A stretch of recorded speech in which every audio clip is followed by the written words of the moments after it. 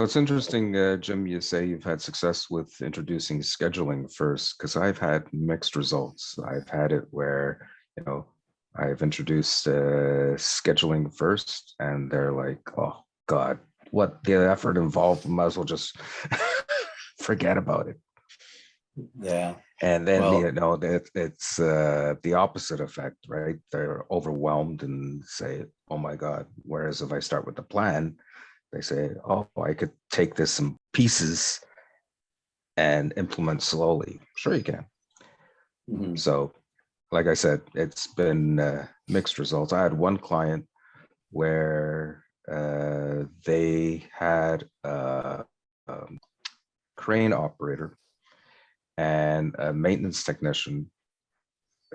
Between them, 65 years of service at the facility, and not once did they talk to one another until we came on site. Not once in the 30 years that they were working together. Talk about, not understanding what the operator needs, and the operator not understanding, why are you taking this crane away from me? Yeah, yeah. Well, You know, it's interesting, like the standard work management process, right? You identify work, plan it, schedule it. You assign it to somebody, they execute it, and then you learn from, do some follow up and close it all out. And that's great in theory, but if you're not doing any of it right now, then where do you start, right? And right. work identification, or if you're not doing anything, work identification is easy because the equipment just breaks and lets you know it needs to be fixed. And that will drive your schedule if you don't do anything else. When you start to realize that, oh, maybe we could be a bit more proactive, or maybe we should prioritize these repairs and do the more important ones first, then you start to recognize the need for a schedule. And what I've done is with clients that were in that kind of break and fix mode, is tell them, look, it's going to take you a while to build your plans. They don't happen overnight. I give them a blank planning template. It's just a 2-page Word document. Yep. And I say, print it out blank whenever you give a job out to anybody. And before they start the job, tell them they must make their own plan for it and write it on that. And basically, it's got places for duration, parts, tools, permits, things like that. So basically the stuff you would put into a plan normally, and use that to plan your job before you start, so that you don't go in totally cold. And at the end of the job, when you're done, make any changes to it to make it match what you actually did, and then hand that back in with the work order, and we'll get it loaded into the database. And you start now building your database of plans. But that takes a while. Even if you got every crew member doing that every day, it's depending on the size of your crew, and whether you're working individually or in pairs, you're going to get some number a day, and it'll gradually start to build. And even without a plan, just a clerk who enters, nobody's got those anymore, but if you had a clerk, you have somebody just entering those into your system and saving them. And I told them, look, you don't have plans, so you don't have that accurate estimated duration, but try building a schedule anyways, and do the best you can at guessing how long the job's going to take. And don't expect to be good at following the schedule at the start, but we'll start doing some scheduling anyways, and you'll see just how bad it is, and we'll learn from that. So I've had them do that, and they say, well, how do we estimate the job? As well as a job that takes place from the start of the day to break time, or all morning, or all afternoon, or is it a full day job or a 2-day job? Like just do it in chunks like that. Don't worry about, is it 3 hours and 30 minutes? Yeah. No, it's half a day. Right? And just allow those times on your schedule. At the end of the week, you put the schedule together, and you agree with operations on the sequence of what's going to happen first, knowing full well that next week you're probably not going to stick very closely to it, but you're going to do your best anyways. Then print it out. And this is the part that I found really key to making some improvements is to print it out and post it in the shops. So in the mechanical shop, post it in the shop is the key, right? I mean, exactly. You know, Having the it schedule is, amazes me how many times I go to a client site and they have all this great stuff, key performance indicators and measurements and plans and everything. And where does all it sit? All of that sit? It sits in the maintenance manager's office as if he's hoarding it and doesn't yeah, share it with anybody. yeah. So what's the point of doing all that effort and no one knows what the plan is? Well, that's just it. They don't know. So there's no expectation set. So there's no expectation to meet. Therefore, you don't meet any expectation. Well, Performance maybe, sucks. Put it on the wall. Why is the And I plan tell them, treated like this top secret thing? well, it's because evidence that it's planning was the done. domain of the maintenance manager. It's job protection, short-sightedness, but that's part of it. Yeah, the maintenance managers are probably not going to like what I say here, but I find a lot of them just don't know what they're doing. They're not that confident. They know they have to do planning. They know they have to do scheduling. As long as they see evidence that that has been done, they're happy. They're doing the right thing, and they can report that they're doing the right thing to their boss in operations or the general manager. Except the thing But is they- that the general manager doesn't enforce the planning side. What do they reward? They reward the reactive side, right? So Exactly. the focus of the maintenance manager, in fairness to the maintenance manager, why they're hoarding the plan is because if they go in with a plan, they're gonna be chopped with the fingers saying, no, that's not wrong focus, when it's the right focus. Mhm. But there's a lack of understanding, I find, at the higher levels Hmm. of what maintenance is. Oh God. The most senior maintenance people are always the maintenance managers, and Yep. and nobody above that. And maintenance managers never go above, or rarely go above that. They're not operations people. They're not marketing people. They're not finance people. They're not accounting people. They're not human resources people. So they don't get to those higher level positions ever. And there's no path for them, career path for them to do so. So they have plateaued at that level of maintenance manager or maintenance superintendent, whatever they call it, Hmm. never to go higher. That means that the bosses are out of different fields, do not understand it unless they maybe have an operations background and moved into maintenance for a while. Though you do run into that once in a while. But in those cases, even where they have done a bit of time in maintenance, it's kind of like in the military. You've done your time in the job for 2 years, and now it's time to move on to the next job. So you've got some experience, no question. But it's not a lot of experience, and you really haven't had a lot of time for it to soak in. And if you weren't any good at it, you still get moved on to the next job. But it's not like you have to develop competency in those positions. You just have to go through them. As we used to say in the military, you get your ticket punched. Yep. And on you go to the next job. It's all prerequisite for getting promoted. And I know that all too well. I was in the military. You know, thou shalt do a certain amount of time, a certain amount of steaming hours, take certain courses. You know, it doesn't say how well you had to do, just you had to do them. You had to pass. But, you know, did you pass with a barely squeak through mark or top of the class? You know, you ever ask your doctor, you know, hey, where did you stand in your class at med school? You know, they went to med school, you know, they passed, but you don't know whether they were actually any good at it. Exactly. And most careers are like that. We don't really know whether people are. Well, speaking of doctors, I feel like just while you said doctor, it made me think of maintenance managers, because aren't they kind of diagnosing big machinery? They're diagnosing big operations. They're kind of the doctors of operations. I would say no. I'm not sure, Richard, what you'd say, but I think they are typically the more senior technical people on site. So you would think they have the capability to do it. Some do it, but they're actually usurping the job from the people that work for them when they do it. And they end up with sort of a discouraged workforce that, you know, just lets the manager make all the decisions. I've seen that way too many times. So the better don't do that. I think of the tradesmen as the surgeons. That, you know, they're the ones operating on the patient, which is the equipment. Now they don't necessarily know how the equipment is operated, how it fits in a system, what goes wrong to cause the failures. but they do know how to fix it. And If it's you like a have a surgeon. good planner, that's your general practitioner.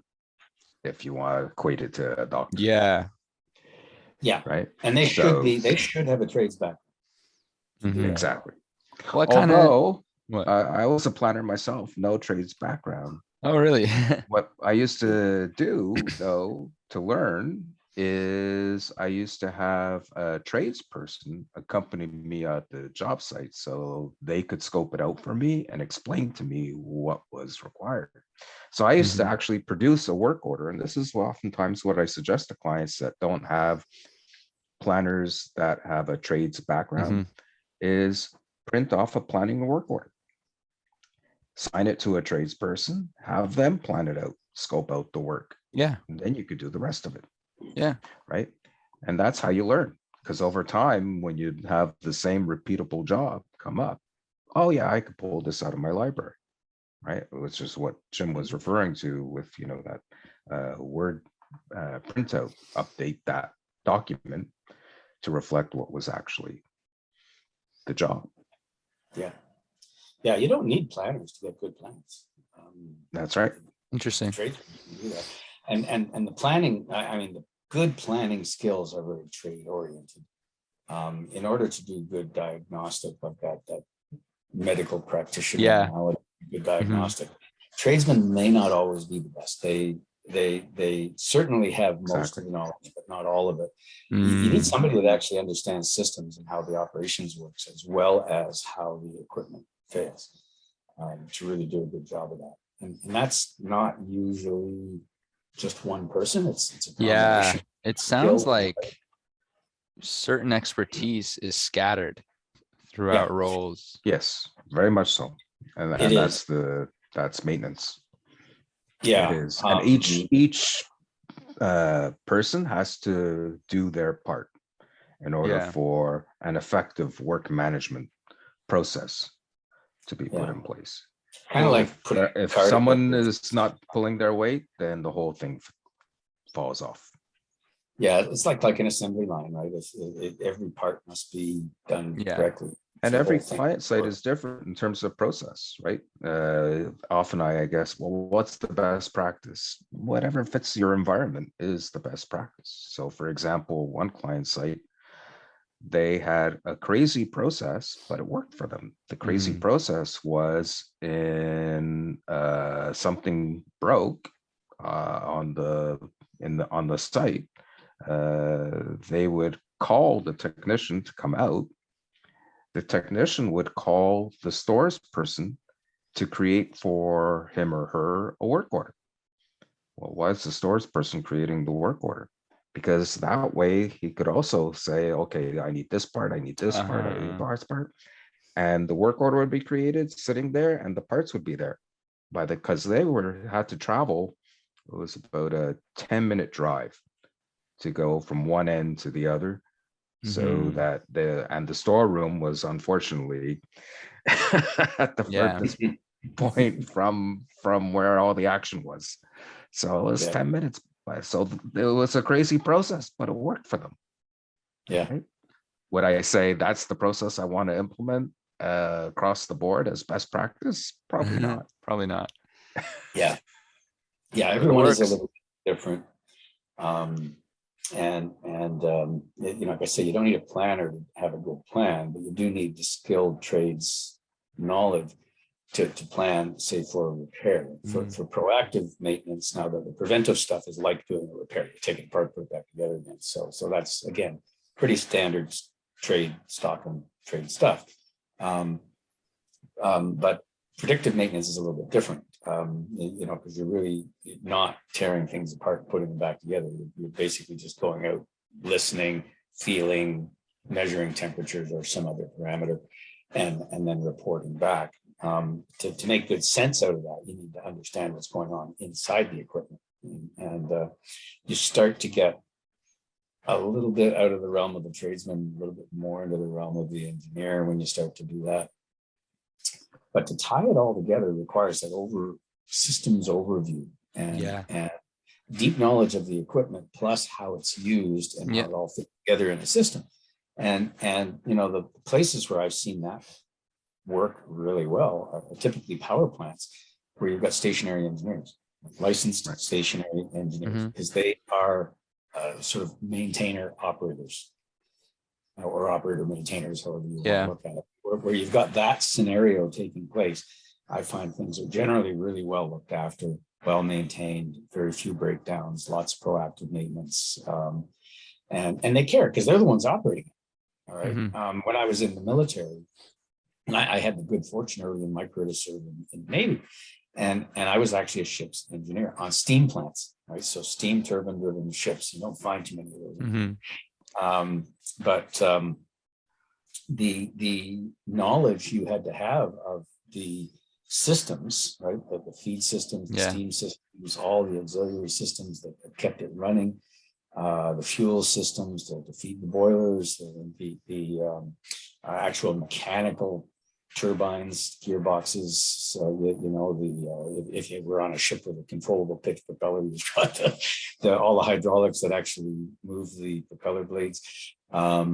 The steering, you had to know it all, Yeah. and you had to know how it all worked together. So it was very much like a stationary engineer. You're an operator, and then when everything's shut down, you're in harbor. You're in the maintenance crew. Yeah. You're the ones fixing it. And the only time you got outside help was if it was too big a job for to be handled on board the ship. With the tooling, the lifting apparatus, and so on that you actually had in the ship. You Mhm. can only do so much within the ship, and then you got to move stuff out. And at sea, of course, you're very limited because not only have you got little space, everything's running and it's moving. It's Mhm.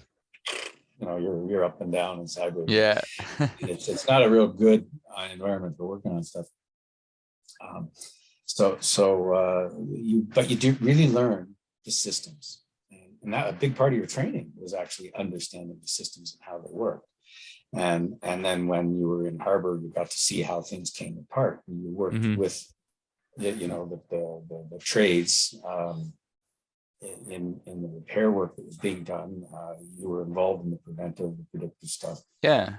You really got that big overview, and you see that in power plants where you've got stationary engineers.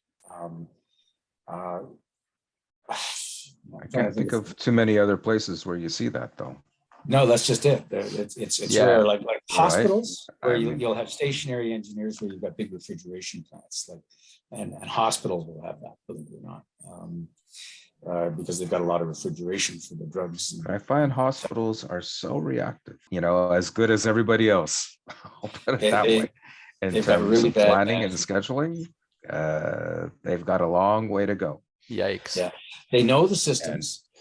they They're do. rarely given time to do anything proactive. I mean, I've actually had a couple of hospitals as clients and seen this. The knowledge is there, but the ability to execute with it isn't, and it's because there's no time. Focus is on patient care, patient Yeah. safety, Exactly. and that's it. There is no focus on anything else. So everything is about patients, and it's very short term. It's about doing whatever The has to be other done for a patient in the moment, and that's it. the other big challenge with Systems don't work hospitals next week. the other big challenge with hospitals is data. They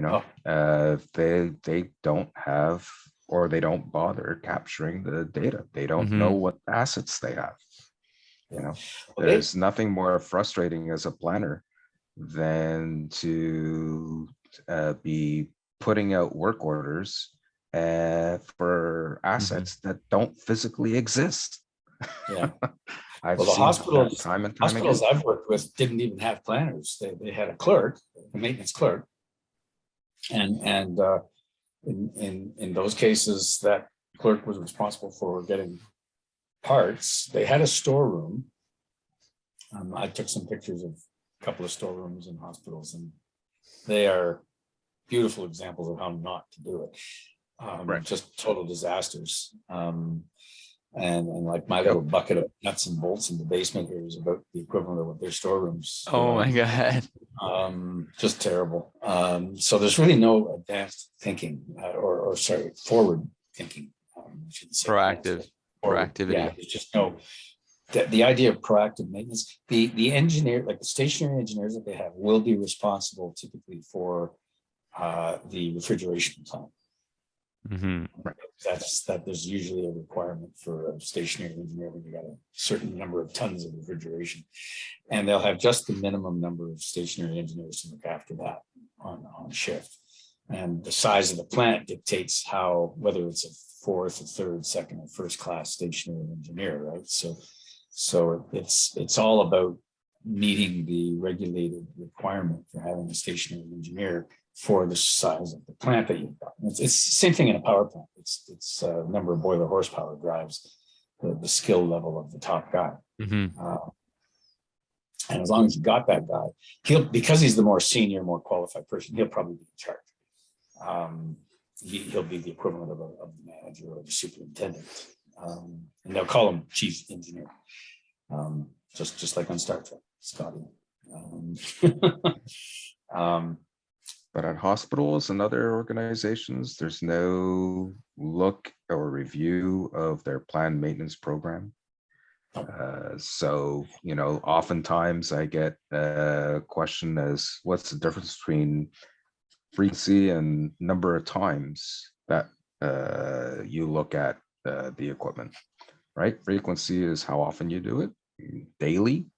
Number of times is, well, you're not a 365-day-year operation. So how many times is that daily inspection carried out? And do you need to do it daily? Yeah, people don't. And if you do need to do it daily, how long does it take? Right? Because it takes resources. But all that analysis and thought behind what it is you're actually doing does not take place. Mm-hmm. And that's where planning comes in. True planning, right, is you take a look at your planned maintenance program, you review it at least once a year, minimum. Right? I have one client site that's doing it quarterly, 4 times a year. They review their planned maintenance program. They're looking at all their breakdowns and saying, why are we having these breakdowns when we have this program? What are we missing? And they make adjustments. Mm-hmm. As they go. That's proactive. Yeah, it is. They really need to understand the science, if you will, of how stuff fails and what it is you're actually doing with that preventive action before you can really be effective though at that modification. You can review it, but you may make some pretty dumb decisions, right? Sounds like you need a lot of, like when you said systems overview, that made me think of, you just need to know here I go with the medical analogy again, but the anatomy of the entire operation or facility or machine or what have you. You need to really just know its parts so that you can even know what to do.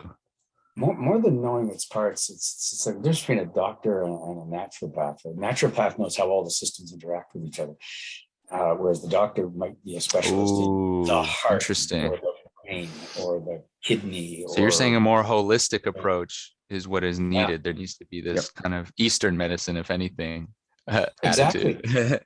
Exactly. Well, the allopathic medical approach, getting way out of my field here, but I look at it and they're basically a bunch of technicians that just fix stuff that's broken. They have no consideration for how it all works together as a system. If they did, for example, right, and I've known a few people that have had cancer and gone through chemotherapy, and what I've seen is that they do chemo, the cancer cells disappear for a while and then they come back. They always will, and then they do chemo again, and then the cancer cells go away and they come back.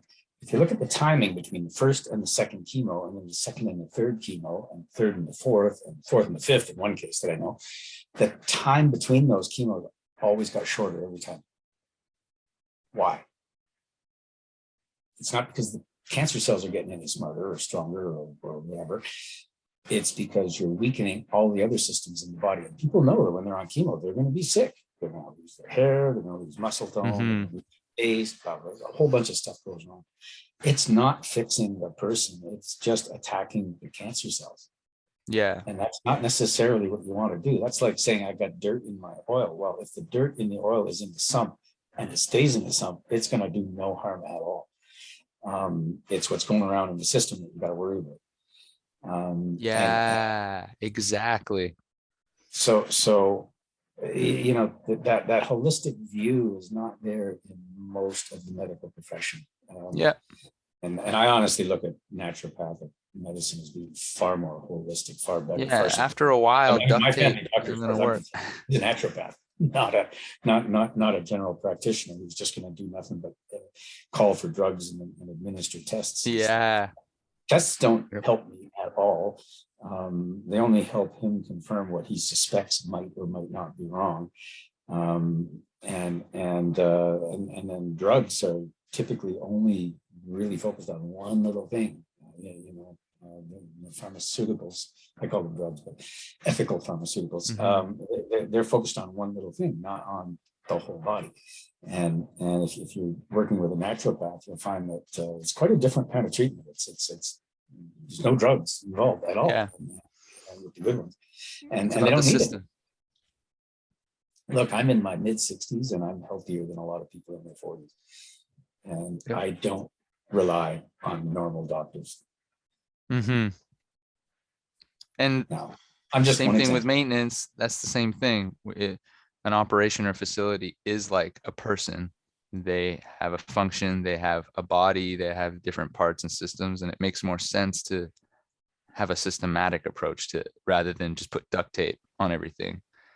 Because duct tape Yep. isn't always It's going to funny work. you use the term duct tape because that's literally what happens sometimes out there is they duct Yeah. tape the repair. Oh, yeah. Exactly. And just to get it up and going and get operations through the day, right? Yeah. Or through the hour or whatever Yeah. shift they're on. That lack of a systems perspective, I think it hurts a lot of businesses. It hurts operations and it hurts like maintenance. To most operations people, maintenance are the guys that fix stuff on plates.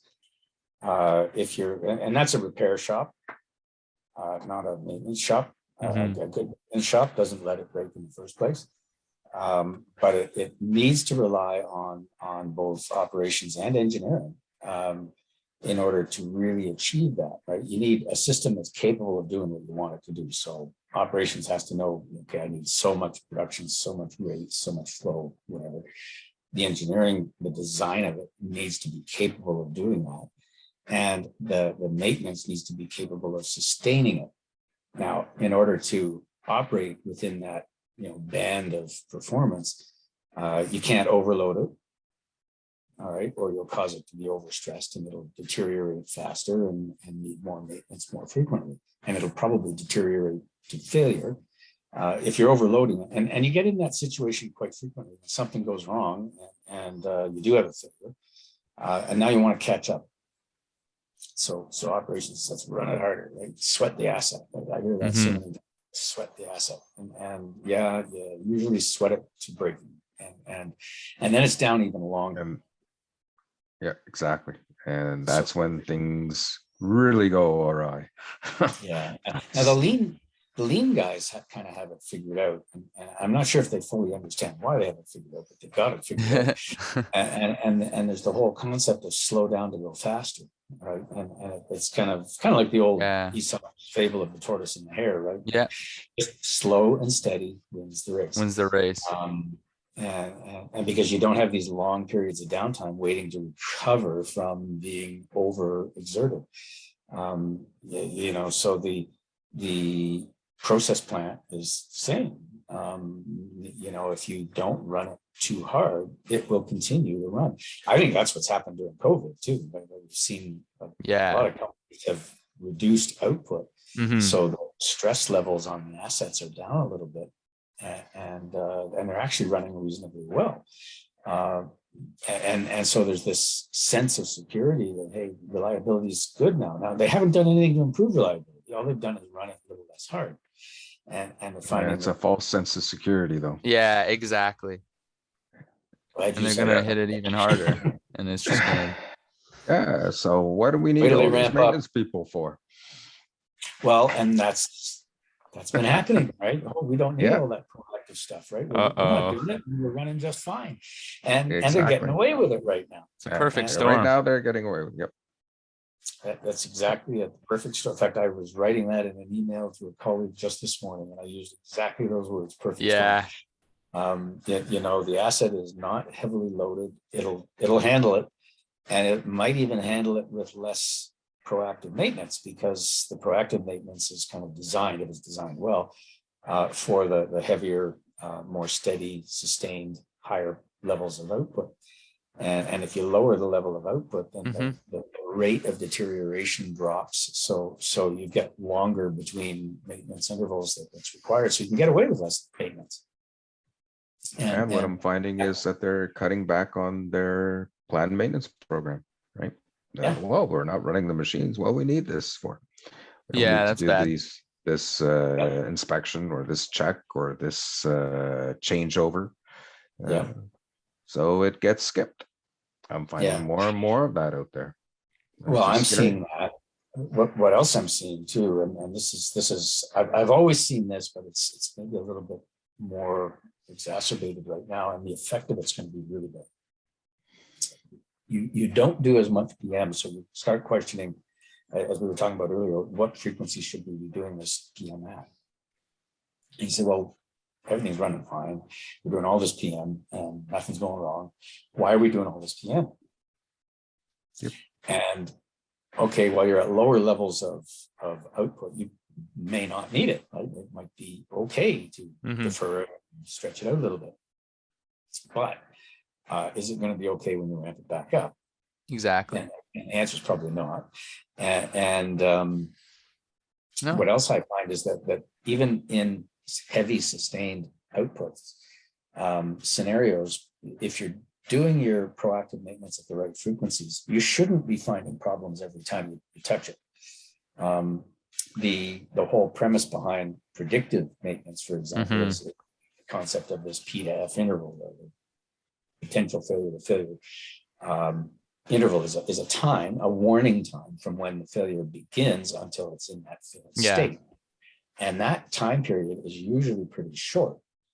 Very short compared with the length of time that the thing's actually been running before that potential failure is initiated, usually randomly. So you end up with this feeling that you're doing too many checks too often, and you reduce it. So now you've increased, say, the interval between inspections longer than the PDF interval. You're now going to start missing it. Yeah. Okay. And with preventive maintenance, the fixed interval restoration or replacement type activities, planned component replacement, stuff like that. A lot of times what the mechanics see is they're taking something out. It's perfectly good. There's nothing wrong with it, but they've replaced it. And that's what they should be seeing. Every once in a while, they'll find something that is a bit deteriorated, but most of the time, you're looking for the outliers. You're looking for the unique things. You have all this data, everything looks good, but then one of the data points might have a little deviance. That's what. Well, they're kind of mixing up, like they're looking at it and saying it's in good condition. I didn't need to take it out, and arguably they're quite correct. However, you didn't know that it was going to be in good condition when you took it out. The whole purpose of taking it out and replacing it is because you don't. Exactly. But there is a probability that it will be in bad condition. And that probability, you want it to be low. All right. You do your preventive replacements quite a bit before they would ever reach failure on average. And you should find that most of the time it's in good condition. And then people will question, why are we doing it so often? Let's just stretch it out. Again, while you're at lower levels of stress, you're probably okay to do that. We've been at those lower levels of stress in many industries for a couple of years now. Yeah. And is it going to be sustainable in the long term? No, it's probably like not. And is it going to be sustainable once things ramp back up to normal? Now that ramp up's going to be slow because supply chains are all in a mess right now, and you can't just turn it all back on again. All of us wish we could, but we can't. So that ramp up's going to be slow. But what we're going to see, I think, is over the next. I'm going to make a prediction here that COVID is going to be over by this time next year. We'll all be back to normal, but the supply chains won't be. They'll still be recovering. Oh, really? And very much so. It's going to take them time to ramp up and bring people back to work. It's Yeah. and If you and can get 'em finding back. exactly finding the skills sets that they require is Yeah. not going to be easy, because a lot of Oh, people have taken this to say, you know what, I'm retiring. I don't need this anymore. And We will they were come about, back? I don't know. if you think about timing, we were about 4 years from the end of the baby boomers, the slow baby, the late baby boomers retirements. Right. Right. So the older folks are, and a bunch of them got laid off with COVID, right? So mhm. they said, why go back? And COVID's dragged on now for 2 years. And it's probably going to be another year or more before supply chains are getting back to normal. So there's another year of these experienced people leaving. There's going to be very, very few left in the workforce. And with we all that already experience. had pre-COVID Yikes. shortage of skilled trades, Yeah, and it's only going to you get know, worse. and it's only People going to got get laid worse. off. Hey, you're going on furlough. Well, you think they're sitting around at home waiting to go back? No, they're all out there looking for other jobs. Yeah. A lot of them aren't coming back, whether they're older or younger. And Exactly. good luck finding good, well qualified. Looks like they got to raise the pay grade for operators and maintenance. maintainers. There For has to sure. be something, You're, because you're who going to knows? struggle. You All know, right. people say, oh, well, technology will help us, right? It's artificial intelligence, machine learning. Well, that's Right. fine as far as it's capable. But, you know, Yeah. Alexa, go change my That's tires. still years away Yeah.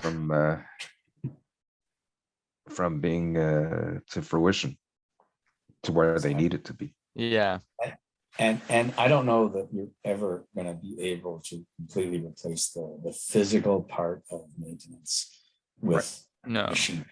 No. I just don't. You need There's too many an eye. ways that things break, right? Try and take things apart when they're broken. It's not as easy as when they're not broken.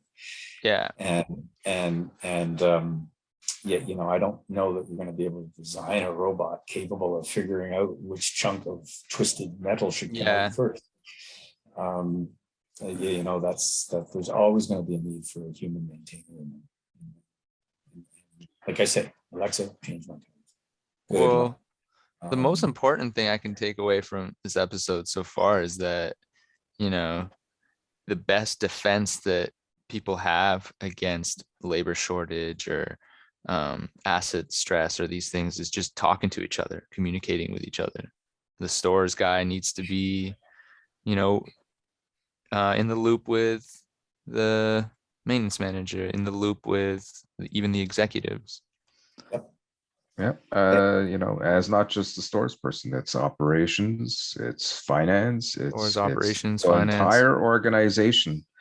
It still amazes me how many silos Yeah. have been created within an organization, right? Can't Went have to one that. client site.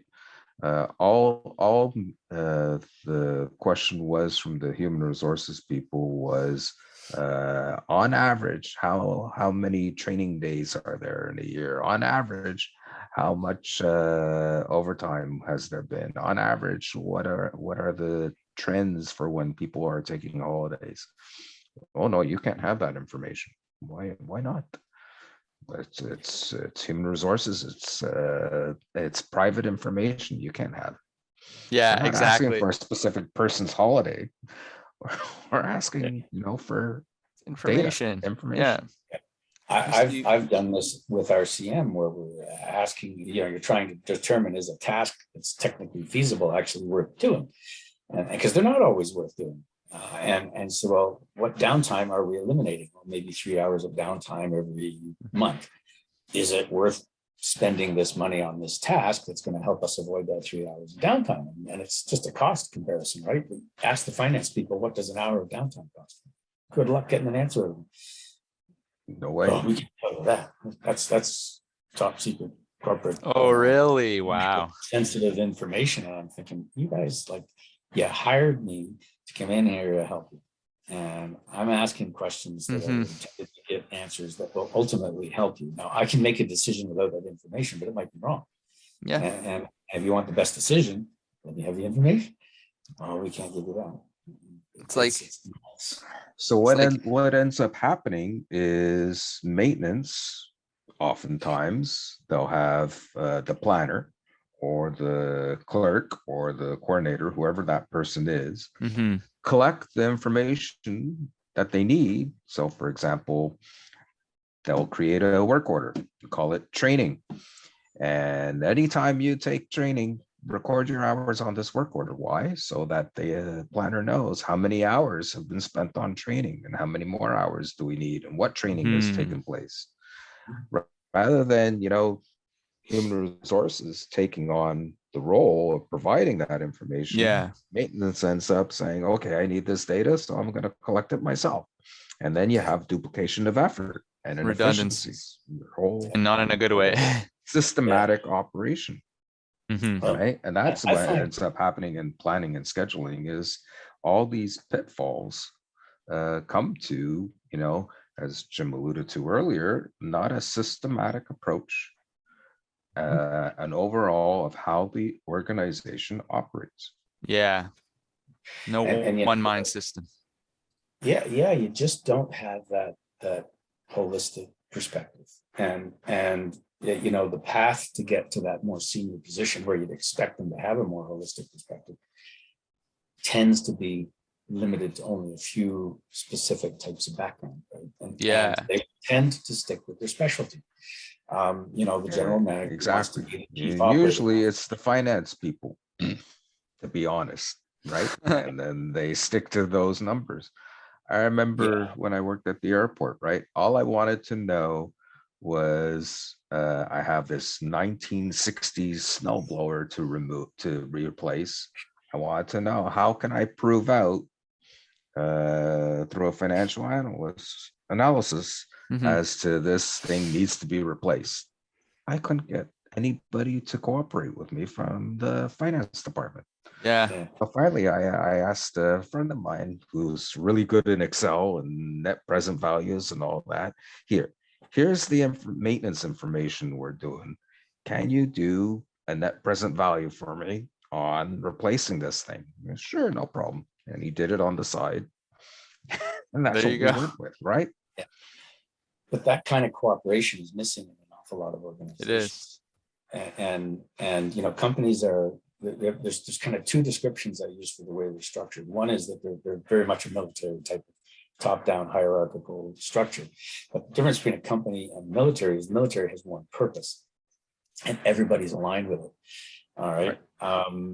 Companies are not that way. They all Yeah. have different purposes, Exactly. and the KPIs that they're not shooting people and counting bodies. They're looking at KPIs, and the KPIs for the guy in stores are different from the KPIs for the guy in Yeah. maintenance, the guy in human resources. They're And almost competing. they often do put themselves into competing positions. They're competing. It's like a high school. Stores, minimal inventory, high turns. Maintenance, high availability. How do I get high availability? Better have all the parts available. Yeah. Right. That's goes counter to having minimal inventory and high inventory turns. So right away, those two are always in conflict, almost every time. The other aspect of organization that I find is it comes from, Henry Ford was the genius that invented the assembly line, and that works great for putting stuff together that goes together sequentially with parts. Yeah. Companies are organized and managed a lot like assembly lines, right? Like you're in human resources, you have your job to do. You're in maintenance, you have your job to do. You're in operations, Yeah. but the thinking around how they're managed is kind of like an assembly line. Like as long as you do your job right here, everything else is going to be just fine. Hmm. Isn't But that the central nobody's tenet of looking- bureaucracy? Yeah. There you go. Yeah, Yep. very much so. Charles Northcote Parkinson. Although interestingly enough, you were talking about KPIs a second ago. One client site, the plant manager looked at his manager of operations and said, you know what? Your KPI that you're responsible for is PM compliance. And the operations manager was like, what? The maintenance manager was all happy, right? Until the maintenance manager found out what he was going to be responsible for, which was the OEE, right? The efficiency, overall efficiency, equipment efficiency. And so he flipped their roles around Yeah. and got the operations manager focusing on what maintenance needs, and the maintenance manager focusing on what operations needs, such that they were actually working together Exactly. Can to you help actually me? come Yeah, up can you with a help me? plan. So what they ended up doing was the production scheduler became the maintenance scheduler. And in the production windows of when that equipment was available, that's when they did their planned maintenance inspection. Yep. And all of a sudden, breakdowns started to, get reduced over time. It took them a long time. It took a period of, I think it was over 5 years before they actually turned things around. Yeah. Yeah. There's another, I'm glad you mentioned the 5-year time frame, because turning the situation around from where it is in most organizations today is not going to be an overnight job. It's taken them decades to get as screwed up as they are, and it's not going to change overnight. There's a whole lot of behaviors, cultural thinking, Attitudes mindset, too. training, knowledge, attitude. Very much so. Lack of cooperation, like the siloed thinking. It's almost cliche talking about it, but it's so true. And it comes from that assembly line mindset, right? Which just really doesn't work in a system that has to work together. It's fine for putting together a car, but it's not fine for how you run a company with departments that have interdependence amongst each other. And I think it's that interdependency that people completely miss. And our KPIs don't acknowledge it. And most of the time, our management, the path to get to a senior position doesn't take you through all the different roles and doesn't really teach you much about those interdependencies. And you're only, any rising stars in companies are probably some of the most dangerous ones, because they spend so little time in each area. They don't really get to appreciate any of them fully. They're smart, no question about it. And from a purely operations perspective, they're probably pretty good. But the rest of it's all like, damn, the torpedo is full speed ahead, right? And good way to lose the ship. There's a look at the numbers, and the numbers are good. There's no further analysis done, or they take it to a level where it's too tough to get down to the bottom of it. So we'll go on to another issue, right? Without really thinking what's the meaning behind those numbers. Sorry? Yeah.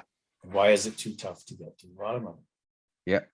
Because nobody's really thought through where is the bottom of it? What do we need to know to make this thing more efficient? And I find with a lot of managers, they're not really leaders. They like to think of themselves as leaders, but they're really all about keeping the status quo, keeping it steady. And if they make any improvements at all, they tend to be small, incremental improvements. And they're afraid to stick their neck out because they're not rewarded for it. Right? And there's the key. They're afraid to stick their neck out. Yeah, they won't take a risk.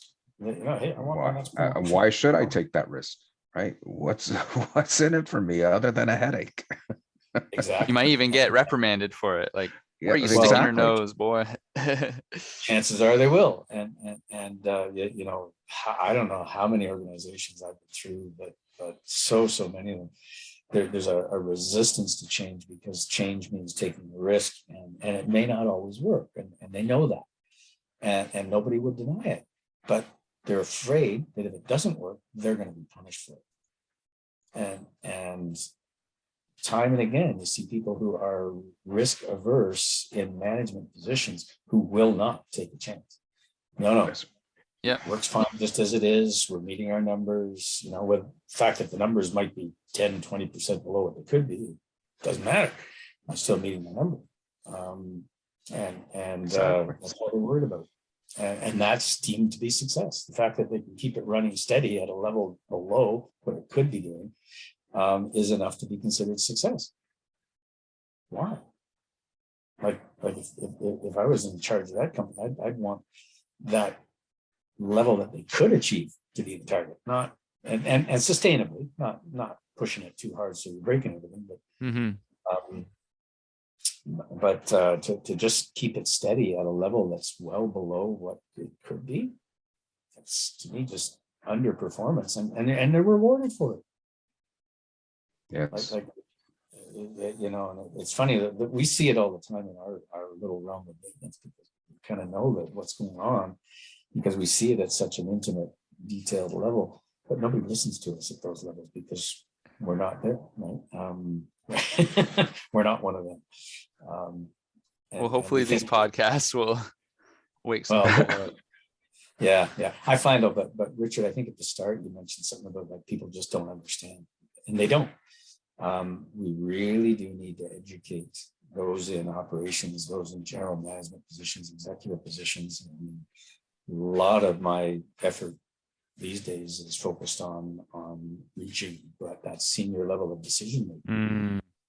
And they are often not well informed about what is achievable. So there's an education. What maintenance is all about, or what, what the benefits of planning and scheduling are. Yeah. Or what it They brings just know to it's the part of table. maintenance. Why do I need it? They don't know. Do they need to know? Not in detail, but I think they need to know how it all fits together. Some connection, yeah. Some sort of acknowledgement or connection. Why do you need human resources? Do you have this grand desire to just push paper around? That's what most human resources departments do. Yep. Do they actually Very true. Do they actually find real talent for you? Do they actually manage training programs for you? Or do you tell them, here, this is what I need for training? And and they have their own problems. They probably don't get listened to either. I'm absolutely certain of that. Well, it's that communication piece that you were alluding to, Hutan, earlier, right? The lack of dialogue between the groups and those silos. It's a real obstacle. It is. It's crippling to most companies. Yep. And they don't realize it. They don't realize it. Yeah. Was it Good to Great, I think, is the book where they talk about getting the right people in the right seats in the right bus. Collins, that's right. The nice thing about being on the bus is that you're all going in the same direction. Yep. So many companies have no idea what direction they're going in. Yes. We've got the strategy. And they've got the mission, the vision. It's all out on the walls in the reception area. But is it in anybody's heads and in their hearts? And it usually isn't. Oftentimes, I go to client sites, they have that mission statement up on the wall, as Jim says, up the front hallway. And I would ask the question, have you ever read this? Nah. That's just there. That's just there for our clients. Oh, okay. They're so cheeky. See, that's an attitude thing, I think. It's very much an attitude. Yeah. And they're there to collect their paycheck. That's it. Yep.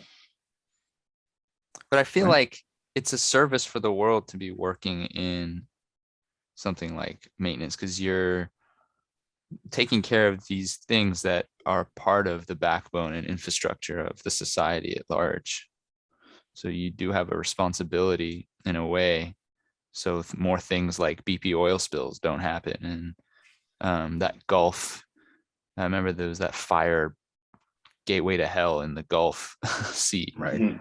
Well, it's not all maintenance. That's the thing. And maintenance never is all maintenance. I've been arguing for a couple of years now that we really don't want maintenance departments. We want reliability departments. Interesting.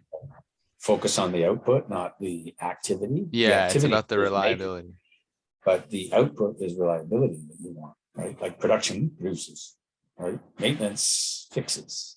And the name is often wrong because they're not really maintaining, they're fixing. And the output really that you're after is equipment availability to produce. And you don't get availability without reliability. And it's a little convoluted, but in order to have that, you need a good design, the right maintenance that deals with the way things will fail in that context, that operating environment. It's not the same everywhere. And you need to operate it within its limits, right? Like, airplanes, you too steep an angle of attack, and they stall. Right. You know, they literally lose lift and flip over and start coming down. I don't know if you've ever been in an aircraft, like they teach pilots in the pilot training how to get out of a stall. And I've been in a plane that's, you know, where they purposely put it in a stall that makes your stomach float, right? It's you experience 0 G's when it happens. Wow. But you're climbing and all of a sudden you're not. And the plane slips backwards and usually does a little bit You're of a falling. flip. Yeah. Wow. And they teach people how to get out of that, right? Now you would never see people do that on a commercial aircraft, but a commercial aircraft has a stall. I would hope not. You don't climb too steep or you lose lift. Yeah. And you know, you need enough thrust to keep it moving fast enough to keep the air flowing fast enough over the airflow. If you lose that, you lose your lift and you fall. It's simple. Now you get it back as soon as you start coming down again. Your speed picks up. You got the airflow again, so you can now regain control. It's something that's quite controllable. But that airplane is like any other asset. It has its limits, and if you push it beyond its limits, it won't work. In a lot of equipment and plants, it just means it deteriorates faster. So it won't crash instantly like the airplane could, but it will deteriorate more quickly, and you'll have to fix it sooner. If you let it deteriorate all the way till it fails, it's going to be an expensive repair. If you catch it early by monitoring its condition, it'll be a less expensive repair. You might It always fails at the wrong time, right? That's the issue. Lack of planning, the scheduling. It's always going to fail at the moment in time when it's least or most costly to you. Yeah, it will. And that's science. If you think about it, it will not fail when it's not working, and it will not fail if it's not heavily loaded. So it's invariably under heavy demand. Yeah, it's when you need that little extra from it. It's like, nope, sorry. That's I mean, think about it. When you start your car, you want it to start. Yeah. Right? Your expectation is this car is going to start. Yeah. Right. You know, you don't blow engines on a racetrack on the car that's going around slowly. Yeah. It's always the guy in the front. All right. And why is that? Right. That's the same thing in your plant. It's when you're putting the most demand on it, the most load on it. That's when it's going to break. And if you haven't maintained it well, it's gonna happen sooner. Well, that's all the time that we have for today. We need slogans for operators to walk into work with on their shirts to get others thinking. Very much so. Right.